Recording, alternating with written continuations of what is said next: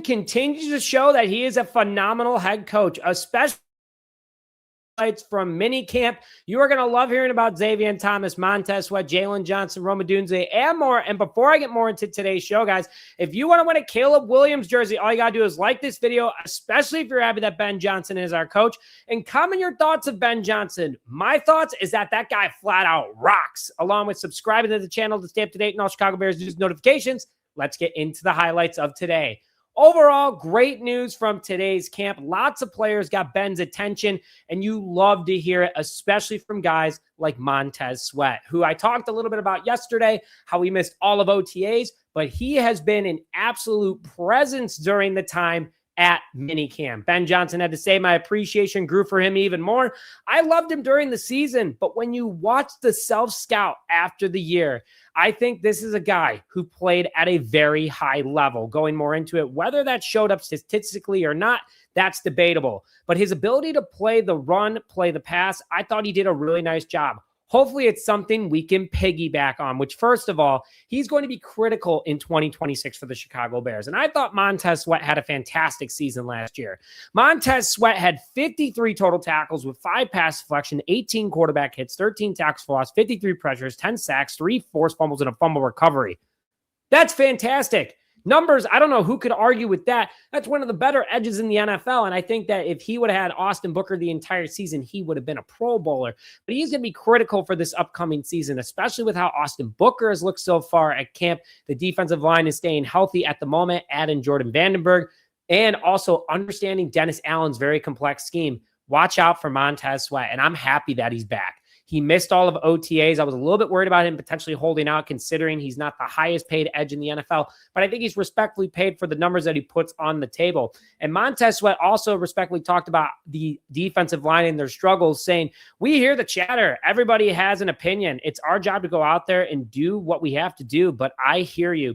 Not only that, too, did Montez Sweat talk about Ben Johnson's tough training camp, and he said, yeah, I'm expecting the worst. Be prepared. Hopefully I'm a little more prepared this time, since I've been through it, talking about camp this upcoming season.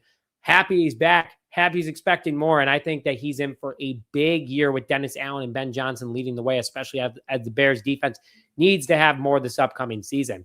Talking about that, getting more out of Jalen Johnson, our best defensive back who missed most of last season due to that groin and core injury. He has been looking like his old self at practice, according to reports. Now, Ben Johnson had to say his mind is probably getting more confident in terms of movements he's making. He's a vital part of what we want to do. He's been a Pro Bowl caliber player in the past, and hopefully we can get that out of him this year. Well, he's going to be critical as well, especially after the departures of Kevin Byard, Nashawn Wright, Jaquan Brisker, a lot of these guys who had big impacts on the defense to be the number one takeaway defense in the NFL last year.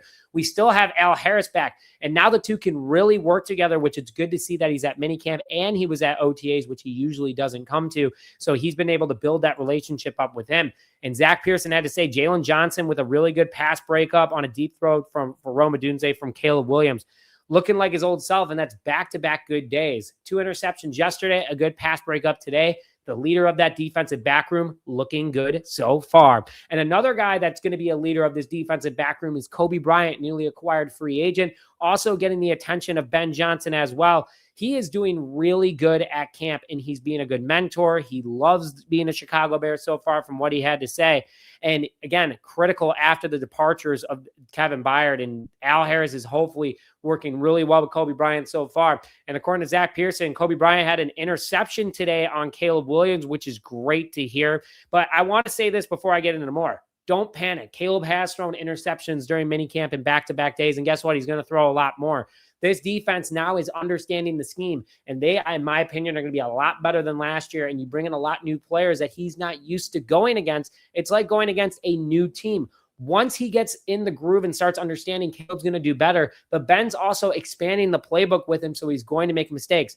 But it's also June 1st. Caleb looks a lot better. He looks more confident. He is making good plays at camp. So don't go, oh my gosh, he's already making mistakes. Kobe Bryant's one of the best safeties in the NFL. Jalen Johnson's one of the best defensive backs in the NFL. He is going to struggle at moments, but it's good that he's able to confidently pick himself back up, not mentally get down, And also, I'd be terrified if I saw that when I was trying to pass over the middle. So Kobe Bryant, great stuff from him to hear. And before I get more into the Rome Odunze news, which is good to hear, subscribe button to stay up to date in all Chicago Bears news and notifications. We are under 3,000 away from our goal of 50,000. If we hit 50,000 before the home opener versus the Minnesota Vikings, one lucky subscriber is getting 2 tickets. And if you get all notifications on your subscription, if you haven't already, you get 1 extra entry automatically. And also, you subscribe. Not only do you stay up to date in all Chicago Bears news and notifications, you enter all of our giveaways. Now, let's get into Rome Odunze. He's ready to be wide receiver 1. His health is getting back up. And Ben Johnson, a lot of noise was around Rome Odunze this past week in his comments about his foot and how he's learning how to play with it. Ben Johnson isn't worried. He's out there and he says he feels great. He looks good to me. He looks like the same old Rome, so I think we're in good shape. And that's a great piece of news to hear, especially after what happened last year with Rome Odunze when he got hurt. He went from 5 touchdowns in 4 games to 1 touchdown the rest of the season, and also that scare of an injury. But it's good to hear that Ben Johnson feels confident about him, Rome's feeling confident about himself, and he's very involved. And talk about confidence, Zavion Thomas. He is involved early, and he is continuously impressing. So far during training camp, in fact, head coach Ben Johnson called it out. He tends to make a big play almost every single day. If we can harness all this energy, we really could use him, and he could be a big weapon for us this year. Start buying Zavion Thomas stock right now. Not only that, he's been big in the return game as well for Chicago, and his stock keeps going up. The more you hear about him, the more good it is. He looks confident in clips. If you go over to our X, we're posting them on our X as well. But good to hear. And Clay Harbor, our good friend, had to say Zavion Thomas keeps showing natural hands. He had a diving catch and looked comfortable fielding punts on a windy day. So we obviously lost Devin Rumashadu this past year. We brought in Zavion Thomas, one of the best returners in the SEC the last 2 seasons. From a punt and kick return perspective, he led in separate seasons. Good to hear that he's doing well. But a guy I'm really excited about, Austin Booker. He looks big, he looks bulked up, and he's causing a lot of havoc for that offensive line early. I mean, look at the guy. He looks like, can you believe that he's only 24 years old? He looks like a 28-year-old veteran out there from a size perspective, and it's good to hear that he's doing well, and especially after literally tripling his stats in 7 less games in his second season versus his rookie year. I think Booker's in for a big year, and I got to ask you guys, do you think he'll have more or less than 10 sacks? Comment more if you think he'll have more, or less if you think he'll have less. For me, I think he's going to have 11 sacks this year. Put it on my gravestone. It's going to be pretty exciting.